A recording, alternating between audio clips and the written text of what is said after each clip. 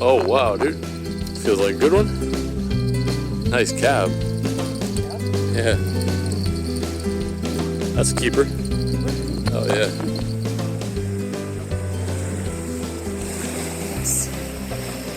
Zach just caught this 17-inch Cabezon, nearly pulled his pole into the water. When you open them up and you gut them and clean them, a lot of times they'll have crabs inside their stomach. They've got these strong, really strong jaws. They crush crab shells, they crush clams, they crush crustaceans and stuff. So that's one of their main sources of food. So unlike any other rockfish, you wouldn't necessarily want to hold it by its mouth for a big cab like this, because it could potentially crush that finger of yours.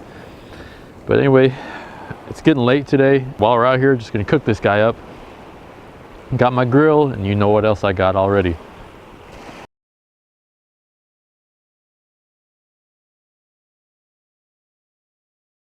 Now, since we're gonna fillet him, we don't need to gut him, but I just want to see what he's been eating. So I'm making a thin slice, trying not to puncture any of the intestines. Some crab legs, like I was saying, they eat up these crustaceans and these crabs. Something else pretty big in here, probably the rest of that crab, yeah. A little baby rock crab, shell of a rock crab. Just as if it was whole, we're just gonna cut in here and go up towards the head. And if you are cooking your fish out on the beach like this, it's a good idea to keep the fish whole if you can, at least from head to tail, especially if there's a size limit. So if any park rangers do show up, you can tell them and show them what you caught. Some people go through the rib cage, and you can just pick the bones out afterwards like that. I think that's what I'll do with this one.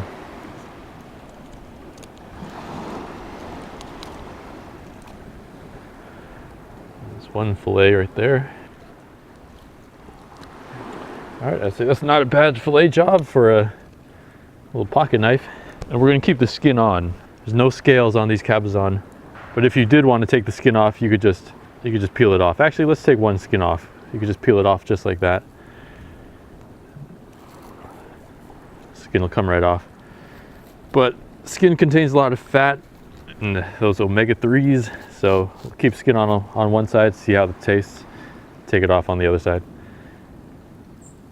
So the real goal of this trip is actually to get some abalone and try some sashimi with the abalone. We're going to catch them and shuck them and just cut slices and eat them raw. That was the main goal tomorrow. We're also going to cook them up in some butter and salt and pepper. So that's the main thing that we're doing tomorrow. But right now, I'm just going to heat up some butter and season the fish. And this will be our dinner tonight. All right, season just a little salt and pepper and butter. I think the butter is heated now. Yes, it is. All right, so we're just going to start off with the two top pieces, one with skin, one without. All right, butter's perfectly on temperature now. And this meat is blue now, but it should turn white after it's cooked.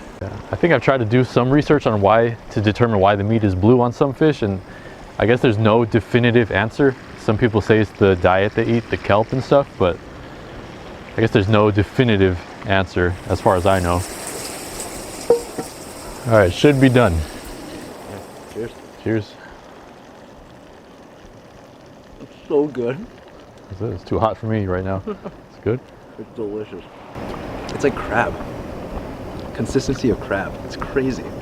Crab or lobster, I guess I could see why people say it's like that.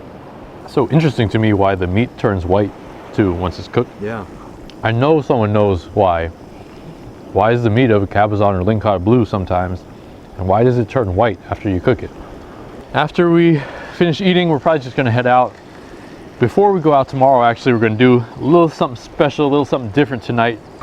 Well, right now we're taking a night hike along a creek in Northern California here, and we're gonna try to see if any species of salamanders or the coastal tail frogs are out.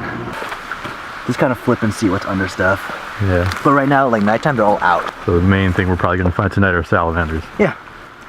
Just found this one little salamander as we were walking along the path, just sitting here.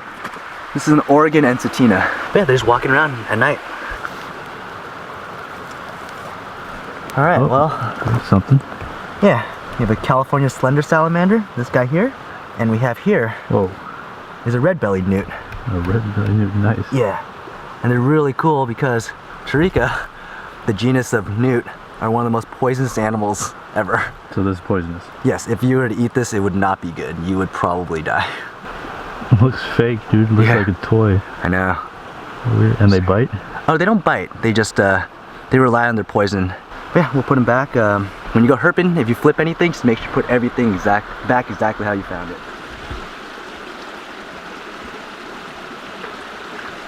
So we're putting on our dive suits right now. I was just telling Zach to, well, we've got open cell wetsuits for one thing. So that means there's no lining on the neoprene on the inside. It's just the pure rubber. You have to put some kind of lubricant on it. So we've got this mixture of half hair conditioner, half water, and this inside, it's an open cell wetsuit. So we're just pouring a little bit of the conditioner into the wetsuit, and to spread it out evenly, we're just rubbing it back and forth so it covers all the surface area of the wetsuit. Then it'll be able to slide onto your body really easily. So I've told you that if you ever get in danger, to drop your weight belt. Yes. Learn to use your snorkel first. Get comfortable with the snorkel, get some water in it and blow it out. I probably will go out with no weights first. I'm probably only going to go like 5 feet deep or so. Okay. And you're doing this at your own risk. August, sign the waivers. Yeah. So this is not advice for anybody that wants to go spearfishing. If you guys want to go spearfishing, don't do what I do. I already almost died. Man, I was like, if there's ever a time to pray to stay alive, it's right now. Whew. So if you do want to, go take a course, do your research. It's not as easy as it looks, but it's really low tide right now. It's a negative 1.5 at 9 o'clock. It's like 8:45 right now. So we'll do what we can and hopefully get our limit. But if we just come out with a couple, then we'll be happy.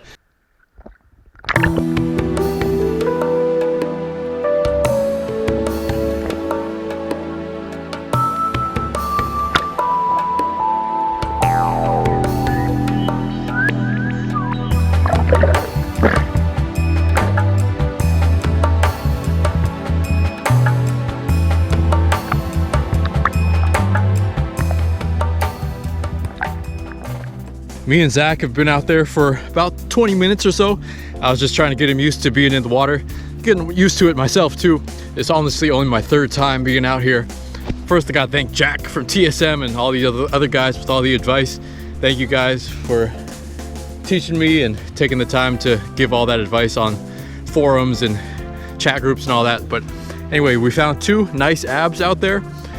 We don't have any weights on us right now, so that's why I came back to shore to put some weights on. Generally, the rule is you want 1 pound of weight for every 10 pound of body weight. So I'm about 150 pounds, so that means I should, have 15 pounds max. I mean, I recommend going less than that because you don't want to be weighed down. You don't want to sink. You still want to stay buoyant, but there's no way I could get down with no weights on.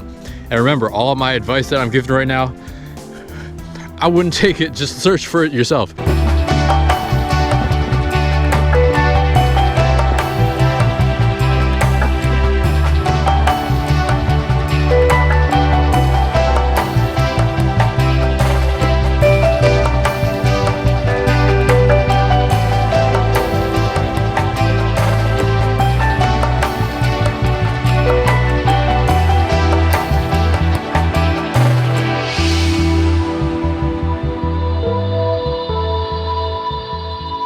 First time diving.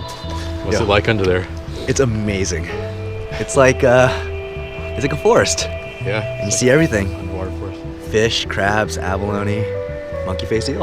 I didn't see any perch. You said, I saw perch. You said you saw perch? Yeah. We saw tons of little shrimp too, like ½ inch across, like 50 of them or 100 of them just swimming around. Yeah. We got 2 abalone so far.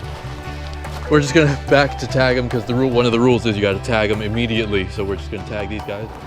Catching all those abalone, it wouldn't be right if we didn't try them. So we ended up with 4 good sized ones. One's pretty small, but check out this one. This one's an 8-incher. That thing weighs at least 3 pounds right there, and he is full of meat. So I'm definitely not an expert on abalone, cleaning abalone or eating abalone. I actually have never even had abalone before. So this is gonna be a first time for that. I do know how to shuck it though. And if you do have an ab bar, which I'm sure you do if you do go abalone hunting, the way that you can do it, you just put your ab bar in the abalone just like this. You really just scrape the muscle off the abalone and it'll come out in one piece just like that. And then you've got an abalone shell, beautiful abalone shell. So that's its stomach, and it's full of food, partially digested and not digested seaweed. Its mouth is right here. I actually broke its mouth already, but how people clean it is they cut around here, take the guts out, and they scrape the bottom of the foot to get rid of the dirt. Some people like to take the black side off, but if you've ever watched this YouTube video where this guy is trying to tenderize an abalone with a pant leg, he's just smashing it on the cement, he's saying that the black part is the most tasty part, so I'm going to keep that on. All right, so the guts are off. Now I'm just going to scrape the foot to get off any dirt or anything like that that we wouldn't want to eat. But that's a small abalone. That's about a 7-inch one, but you can see just how hard this meat is. Really, really hard. I can't even bend it. So that's why you need to tenderize it before you eat it. And nearly the entire abalone is edible. Some people even eat the guts, and that's a delicacy in some areas, but not for me. All right, our abalone is completely clean. No sand on it at all. So what I'm gonna do is do some cross sections like this, have some as sashimi, and then cook a few in some butter. It actually smells really sweet, kind of like a cucumber. I kind of want to just eat it like that, but I'll wait. Really hard. I can see why people say that it's crispy. Almost looks like mushrooms. If you ever caught abalone and you wanted to eat it, an important rule is that you cannot transport abalone out of its shell. So wherever you take it out of its shell, you have to consume it at that point. If I were to try to eat it like this after I cook it, it's just going to be extremely tough. So that's why people tenderize it. So I've got a really flat rock right here. Really flat, nice rock. It's clean. Everything is pretty nice to me. And I got another flat, nice rock, and I'm just going to pound it a little bit. I'm doing this before I put salt and pepper on it. And look how stiff this thing is. So this is one piece right now. Look how stiff it is. Stiff as a board. That's why people say it's crunchy. And look how tender it gets. So that should be nice, tender, and good. Actually, I'm going to try a piece right now. So this I just tenderized.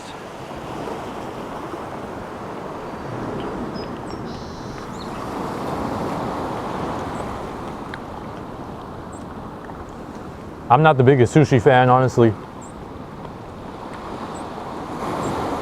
The part that I didn't tenderize is crunchy.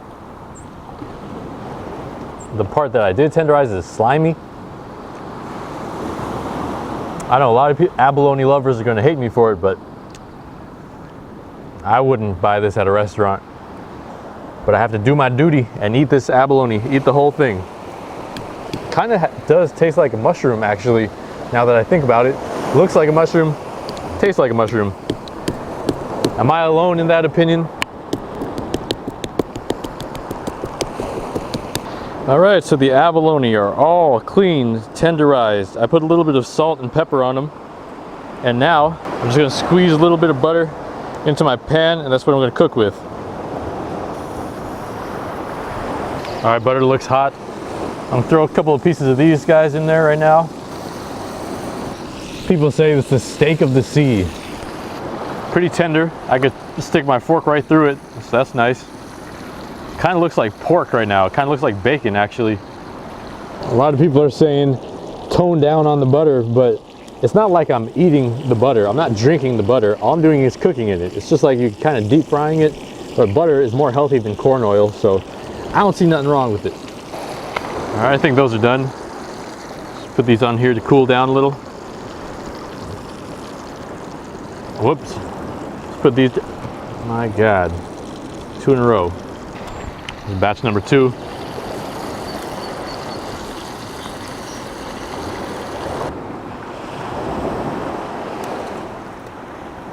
We just got all of them cooked already. We're just gonna try the raw ones first. You like it? Okay. It's okay. What would you give it on a scale of 1 to 10? 6. 6? Yeah, that's what I was thinking too. Yeah. But yeah, I wouldn't eat it. Like, I don't know. I'd catch them though. All right, let's try the cooked one. All right, cooked, tenderized abalone, butter, salt, and pepper.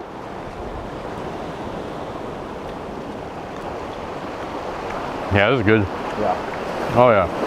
Way better. No ocean taste at all, really. And it's really tender too. Oh, yeah. It's weird. It's like steak. It's like meat. Yeah, it is.